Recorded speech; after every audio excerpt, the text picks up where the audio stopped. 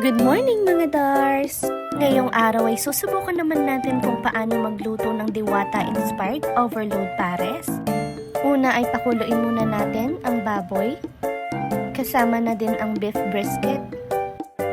Lagyan na din natin ng konting asin. Hindi ko na naipakita to sa video pero nilagyan ko yan. Naglagay din ako ng sibuyas at onion leaves. Hintayin lang natin itong lumambot from 45 minutes hanggang 1 hour. At kapag malambot na ang baboy ay pwede na itong tanggalin, pati ang beef brisket. Dahil sa sobrang trending nito ay nakaka-inspire talaga magluto ng beef pares. Prituhin naman natin ang baboy. Lutuin lamang ito hanggang sa mag-golden brown at lumutong ng husto. Pwedeng-pwede nyo rin itong gawing negosyo sa bahay or kahit saan basta may pwesto ka. At pwedeng-pwede ka rin kumita mula 20,000 hanggang 50,000 ito.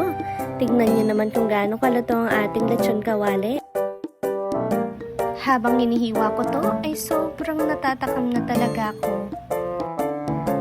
Pagkatapos naman ito ay mag-isa naman tayo ng bawang, tapos sibuyas, at magigisa din tayo kasama ang luya.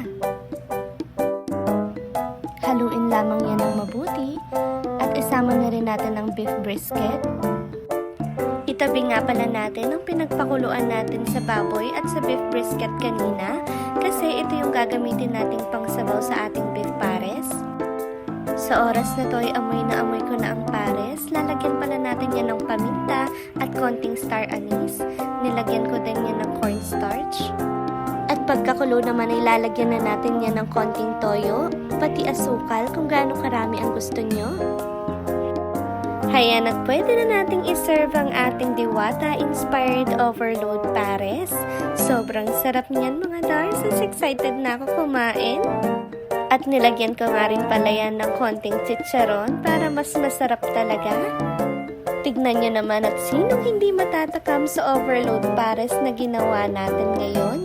Excited na ako. Tara na mga Dars at tikman na natin ito. Kaya't pwedeng-pwede nyo na rin itong iluto sa inyong bahay. At siguradong marami pa kayong makakakain ito. Naglalaway na rin ba kayo mga Dars? Subukan nyo na rin ito mga Dars para naman masatisfy nyo rin yung mga cravings nyo. O siya na mga Dars, salamat sa panonood. Bye-bye!